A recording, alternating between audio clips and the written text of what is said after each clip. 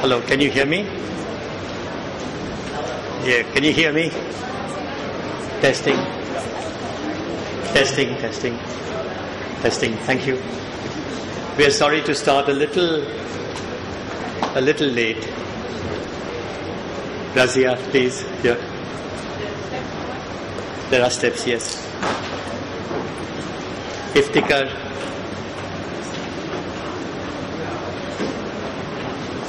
Center for Human Rights. Henry. Shailesh.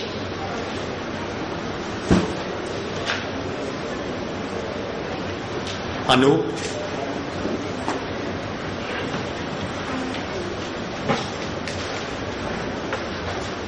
And that's the first set of speakers for today. We'll start in about five minutes.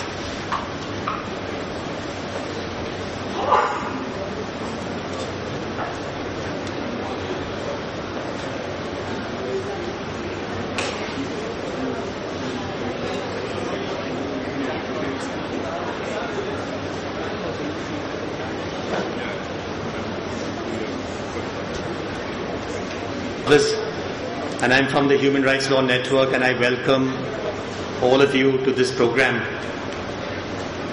Certain very tumultuous events have taken place over the last 2 or 3 weeks, particularly with the judiciary, that has prompted this meeting to be held today. It's not the first, it won't be the last, and I suspect there are going to be many interesting conversations taking place on the death sentence. As you know, for many years the President slept over the mercy petitions of the convict prisoners. There were two views on this. There were some who felt that it should be decided very quickly within a specified time frame. And there were others like myself who felt that although delay was a terrible, terrible thing in terms of its effect on the convict prisoner, at least it kept the human soul alive. Anyway, matters were precipitated when a case went to the Supreme Court, questioning the President's delay in deciding mercy petitions. And certain very critical comments came from the Supreme Court regarding delay by the President. Things then began to unfold very quickly once the President was put in place, and he dismissed a series of mercy petitions. And then the cases came before the court on the issue of delay. Does delay in the decision of the President regarding a mercy petition entitle a convict prisoner to ask for commutation? And many cases came. I was involved in some of those where in the evening on a holiday we had to approach the Chief Justice of India and have a bench assigned to hear the case at the residence of a judge, and then to get a stay on execution on the ground that the President had decided the mercy petitions after 7, 8, 9, 10, 11, 12 years.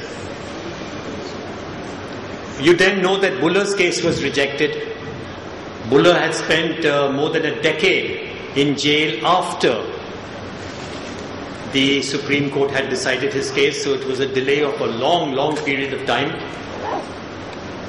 And you will hear many speakers tell you of that case. It's a very interesting case, and you must have read in the papers, I think yesterday, that the Chancellor of West Germany has spoken on behalf of Mr. Bhullar for commutation. So I suppose there'll be speakers on that giving you details of that interesting case. So when that case was dismissed by the Supreme Court, that is to say, notwithstanding delay, still the person must hang, we were very demoralized. And then from the same judges, we had a case decided a few days ago a week ago, the Assam case, where on account of delay, the person's death sentence has been commuted to life. So we are getting all kinds of mixed signals now. And thank God for the mixed signals, because many cases are now pending before the Supreme Court for decision. We also have this whole debate raging on rape, as to whether rape and murder of a woman, or even just rape per se, should result in the alleged rapist being given the death sentence. And many political parties, as they are used to, began to argue for the death sentence for rapists. So then the issue came up again on issues relating to violence against women and the death sentence. And then, of course, in the juvenile alleged rape case that took place in Delhi and shocked the conscience of many people, including all of us here today, because none of us here condone the commission of a serious offence or a crime, and all of us ask for punishment. What that punishment should be is the question, whether it should be death or life imprisonment. But anyway, in that case again, there were calls made from certain quarters that the age of juvenility should be reduced and the accused should be given a death sentence. And there were certain cheap TV channels who even suggested that it should be done retrospectively. The age should be reduced retrospectively and the death sentence should be applicable to persons retrospectively. So we were at pains to explain that it cannot be done. We are very grateful for all the organizers for helping us organize this meeting. There are a few people who are coming from out of station as well, from the Punjab and other places, so they'll turn up slowly. We want to start the meeting today, and you will hear in the evening from Justice A.K. Ganguly, who delivered 2 judgments on the death sentence, and one was Om Prakash's case, which was a judgment relating to a juvenile who was sentenced to death in India. And were it not for Justice Ganguly's intervention, that juvenile would now be 6 feet under. But he was released and he ran away to Bihar quickly and he got married and he has a child. So that's one of the few successful cases that we are able to report in an otherwise very bleak scenario. The bottom line today, I must say from the organizer side, is that all of us are speaking for abolition. You will hear many points of view. Within that, you'll hear points of view of each individual speaking about individual cases. Hear them with patience. You may not agree sometimes. Hear them with patience, because this is a democratic kind of discussion. But as far as the organizers are concerned, we don't say that punishment ought not to be given. We don't decide here today whether they were heinous crimes. We even may presume that the crimes committed or the crimes alleged were heinous crimes. And all that we say, and that's the bottom line here, is that no death sentence. You give life, and maybe you give the variation of life imprisonment, which is life until death, which is how the Supreme Court has now interpreted life imprisonment. Life until death. So it's an alternative punishment. It's an equally stringent and harsh punishment, and it's possibly, in our opinion, it is really an alternative to death. So you'll hear many points of view here today on death sentences and individual cases. So with that brief introduction, I would like to request Razia to please start the discussion today. We have roughly about 15 minutes per speaker, as you can see from your program, and we would request you to kindly keep to that schedule. Razia, please.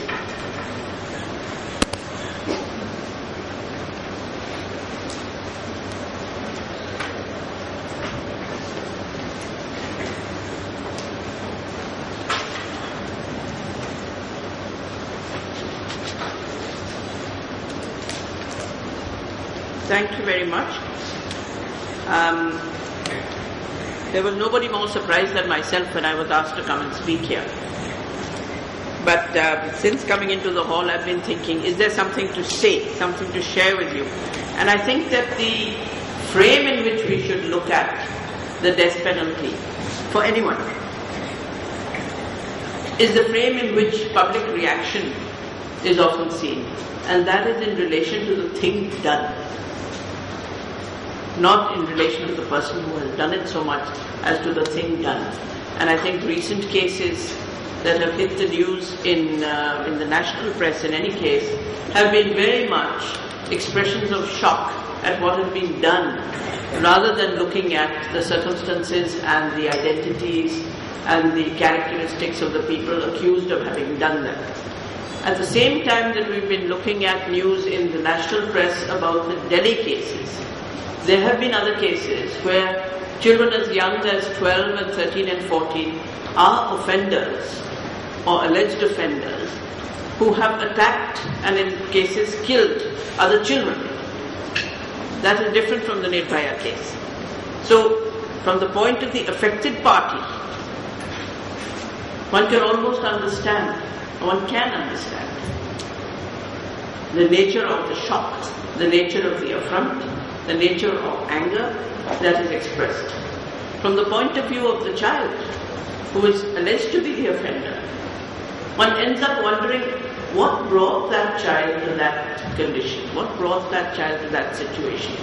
And as a person who's working on child rights and more often on children's development, I think what we find again and again, that the state is almost completely inattentive to children. Society may be what it is, but the state is inattentive to children.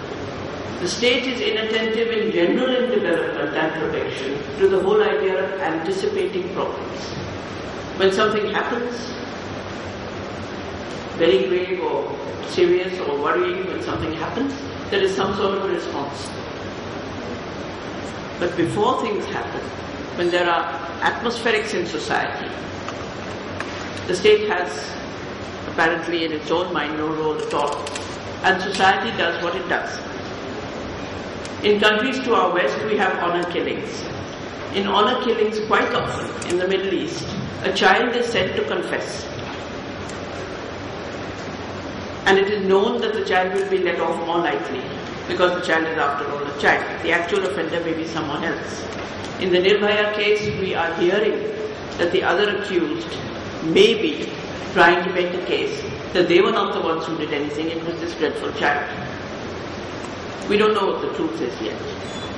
But if we are opposing death penalty overall, then I think we have to go back to what the Indian state itself has said officially from time to time in relation to what can be done with a child who has committed or is seen to have committed an offence or a crime. And I'm being careful in not using those words in relation to children because that's not supposed to be done. However, if somebody has died or been grievously hurt